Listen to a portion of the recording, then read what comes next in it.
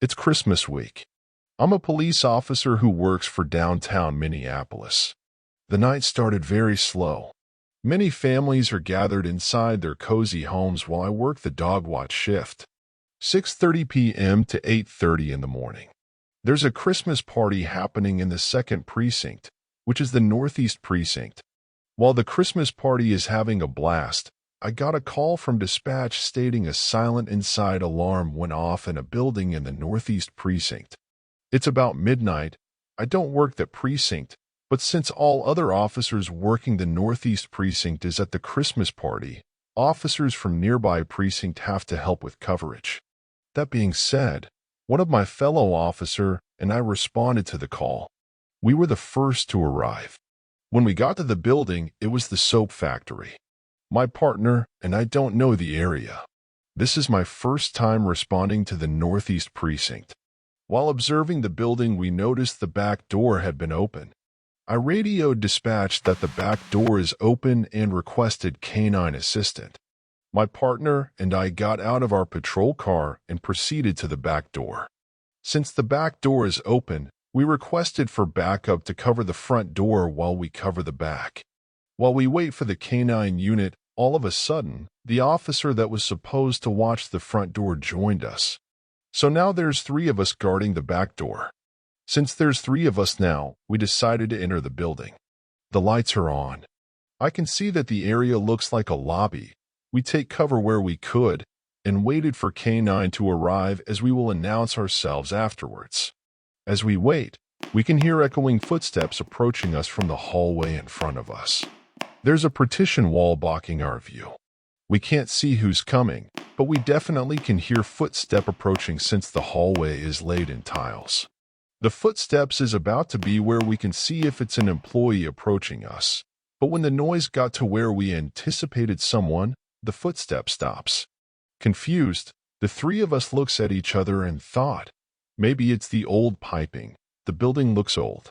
The canine officer finally arrives. Since the back door is open, someone has to guard it. The officer that responded first with me guarded the back door.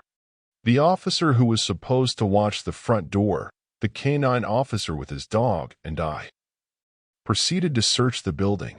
The 3 of us and the dog cleared the first floor with no interruptions. At the end of the building, we walked downstairs to what seemed like a basement. The area is dark and airy. The hair on my skins is now stiff. None of us is talking. I can hear the other 2 officers breathing. As we enter the basement, it's no typical basement. The basement looks more like a torture chamber. There is random dugout trails and holes that leads to who knows where. Some of the foundation of the basement is gone. Other areas looks like caves. Right when all 3 of us are in the basement, the old rusted pipes located head high on top of us starts banging. The loud bang sounded as if people were running back and forth hitting the pipes. We told ourselves that the sound is from water and continued forward. We start clearing all the rooms in the basement. One officer with the canine officer. While I keep watch from the door from the hallway in case anyone pops up from the other rooms. A loud scream echoes the hallway, then a scuffle, then people yelling. I radio the officer at the back door if he's code 4. Code 4 is 4. Are you okay? He says he's code 4 and replied, Are we code 4? I told him we are code 4, but I heard a struggle and was wondering if you're fighting someone. He said he heard the same thing and thought we was fighting also. During all this radio talking, dispatch must have heard the concerns in our voices, because dispatch radio us stating that the outside perimeter is fully covered while we were clearing the rooms in the basement. As we got closer to the end of the search in the basement, I felt a cold breeze rush past me. From behind, a breeze pushes me off my feet. It was as if someone had tried to tackle me from behind. I turned around. There's no one there. Another cold breeze rushed towards me. I turned again. This time it felt as if someone is running towards me. I stared into the dark. The breeze hits my face swiftly. Now I'm thinking to myself, I can't see who's screaming. I can't see who's running towards me. This has to be a ghost. The breeze keeps coming back and forth. Scared like never before, I announced myself. I'm a Minneapolis police. I come in peace. We responded to this building because of an alarm. We just wanted to make sure everything is okay. Once everything is okay, we will leave in peace. Again, we are police officers. The breeze came again right after I said that. It did not stop. This time, I prayed for help from my ancestors. I said, Dad, if you hear me, I came here for a righteous reason. This is a different place and I have stepped on someone's dwelling. Please send my message to whoever needs to hear this message. Please help me. After I announced this second message, I felt a lift in my spirit. The breeze that kept tackling me stopped, but the loud banging around me continued. The sound came from the walls, the pipes, and the hallways. Something was hitting the walls around me. As I kept backing up from the rooms and caves that the two officer and the dog was clearing, I could see their faces were super pale. The dog would not search the building anymore. The dog whimpered in fear. You can clearly see his tail under its legs. The canine officer walked past me with his pale face and said, Dude, this place is haunted. This time as we exit the basement, we went to the second floor. The second floor looked like an art exhibition. We cleared the second floor with no interactions.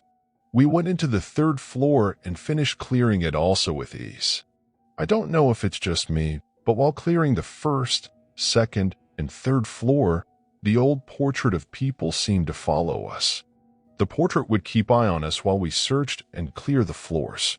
When I looked at the portrait, it seemed normal, but when I turned face forward, I would notice the portrait turning its head once more.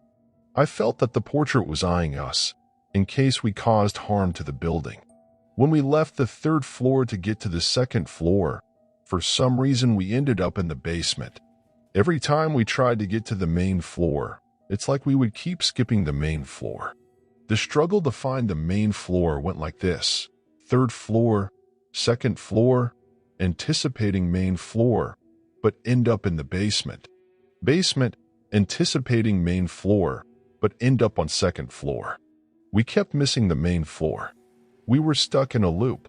We must have gone up and down 4 to 5 times. Panicking, the three of us and the dog calmed ourselves down. Staring from the second floor, we noticed that the floors had stairs at the front and the back of the second floor we were in. We walked to the stairs at the back of the room. We opened the door and walked in. Going down the stairs, we finally reached the main floor.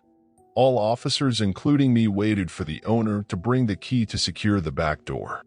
I never asked the canine officer, the other officer that went with the canine officer to clear the caves and rooms, about what they saw. The whole call took about 2 hours. Their face told a story that I don't know if I wanted to hear. I asked the officer that initially arrived first with me if he saw anything. He said the same thing. He heard noise and felt it was spiritual entities doing it. But since we said we was code 4, he stayed guarding the back door. I believe in the parallel universe theory. This encounter is extreme. It reached my limits. As a police officer, I am to do my job, even if it means I have to go through tough situations. Now the paranormal, I can't get my head around. It chills me to the bones. I could tell the entities did not want us there. I only found out years later about this haunted soap factory after this incident. They say it's a haunted house attraction. Though I didn't see any ghost, what I heard and felt told as much as the eye can see. The soap factory in Minneapolis has real ghosts. I still work as a cop.